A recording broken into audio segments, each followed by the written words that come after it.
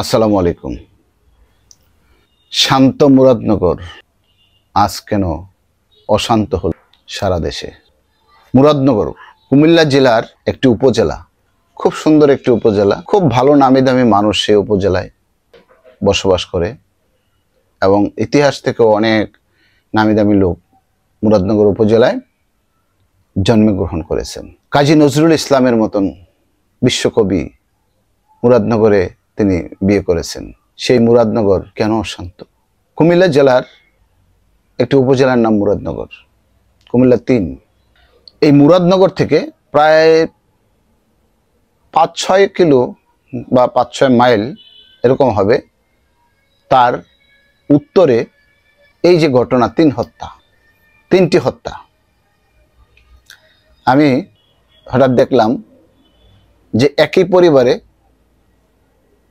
৩ জনকে হত্যা করা হয়েছে, নির্মমভাবে পিটিয়ে ও কুপিয়ে। কেন? একই পরিবারে ৩ জন হত্যা, নির্মমভাবে কুপিয়ে পিটিয়ে একজন আহত, কারণ কি? ভালো করে দেখলাম এবং খবর নেওয়ার চেষ্টা করলাম। যা পেলাম,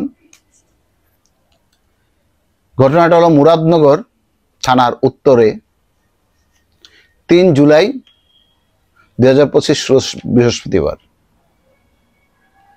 সকাল ৯ ঘটিকার সময়ের দিকে বাঙ্গরা বাজার থানার করাই গ্রামের গৃহবধূ রুবি আক্তার,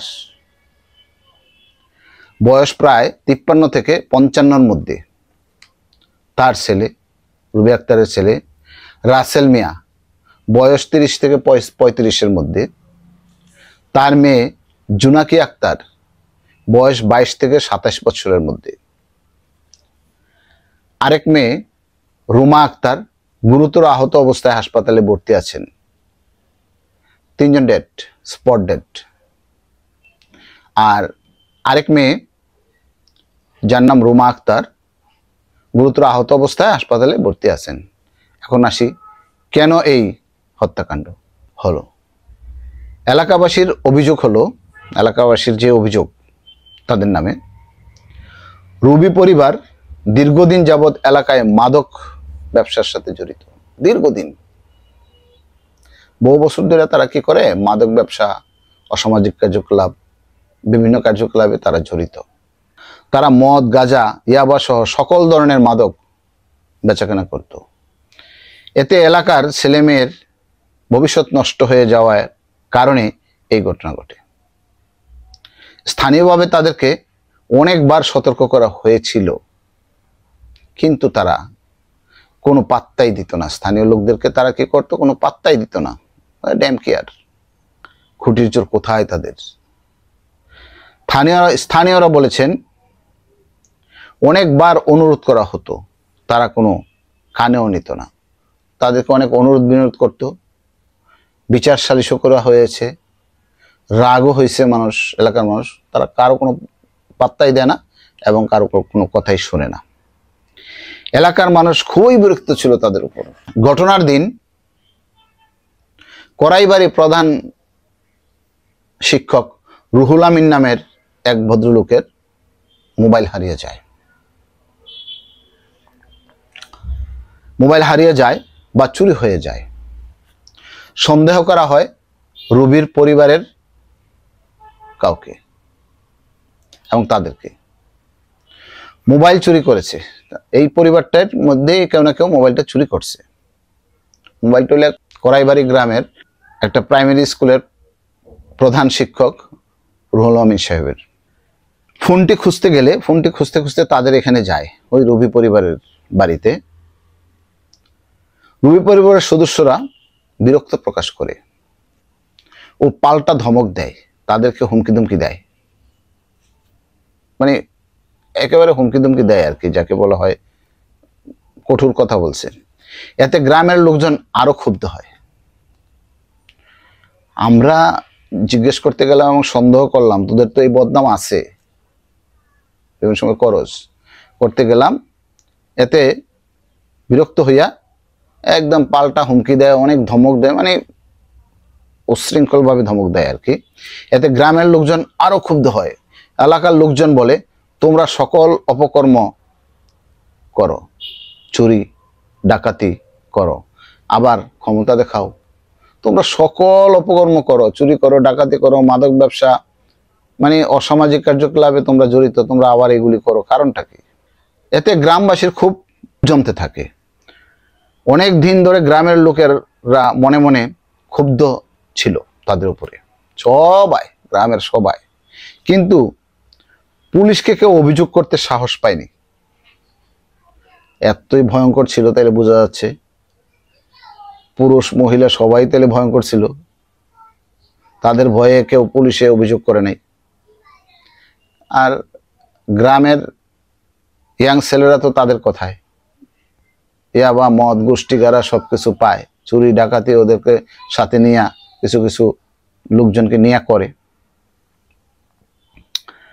তাদের ভয়ে কেউ এলাকায় পুলিশকে রিপোর্ট করার সাহস পায়নি, ভয়ে বা প্রমাণের অভাবে।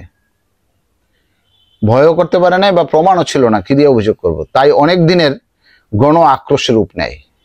তবে যে যেই অপরাধী করুক তাকে মেরে ফেলতে হবে এমন তো ঠিক না। আইন আছে, আইনের হাতে তুলে দেওয়া হোক, কিন্তু কেমনে?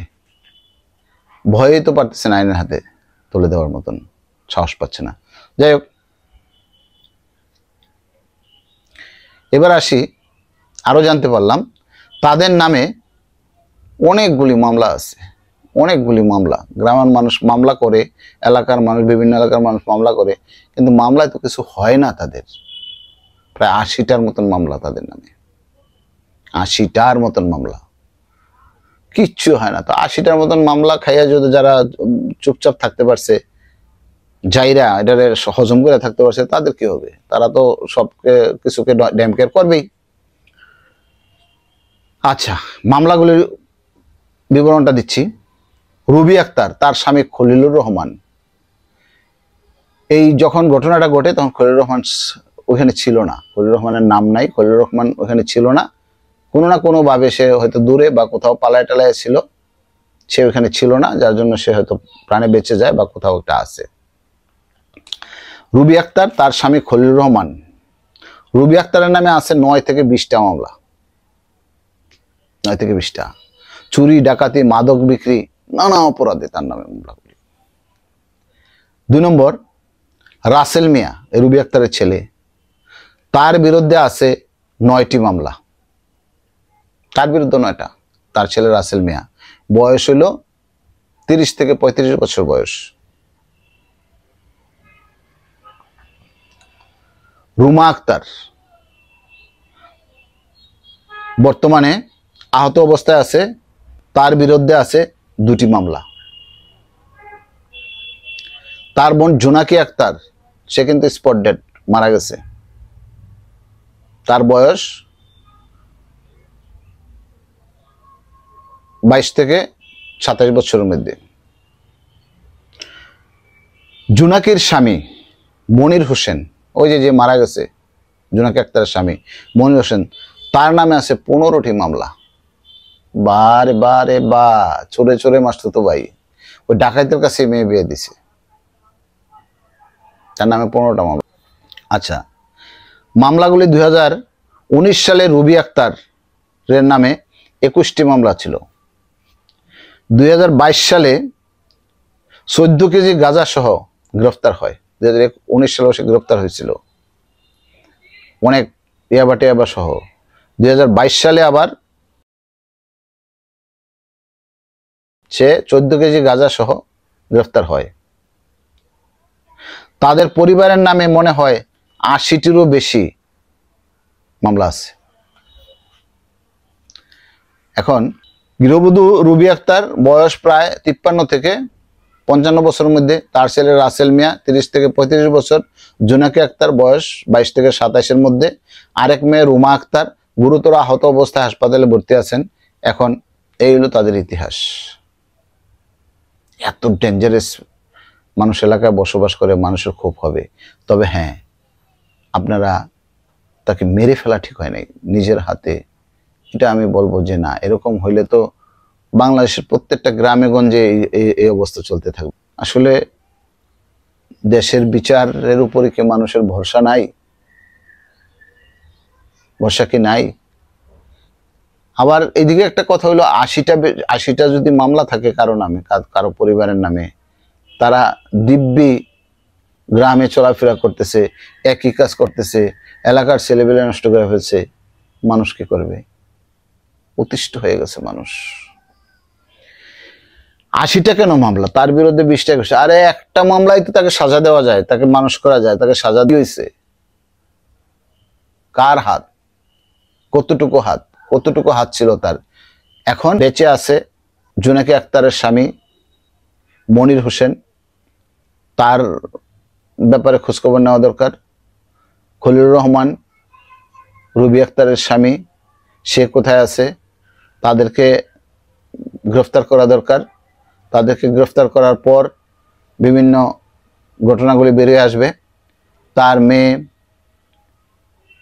রুমা আক্তার যদি বেঁচে থাকে, গুরুতর অবস্থা তার, যদি বেঁচে থাকে, তাকে প্রথম নেওয়া হয়েছিল এলাকার উপজেলা হাসপাতালে, ওইখানে তাকে গুরুতর অবস্থা দেখে রাখা হয় নাই, নিয়ে গেছে কুমিল্লা কুচাইতুলি হাসপাতালে, এখন সে ওইখানেই আছে। তো তাদের কাছ থেকে সেও যদি সুস্থ হয় ঘটনার বিবরণ নেওয়া যাবে। প্রত্যক্ষদর্শীদের কাছ থেকে তো শোনা বা ঘটনা সবাই শুনছে, সাংবাদিকরাও শুনছে, সবাই শুনছে।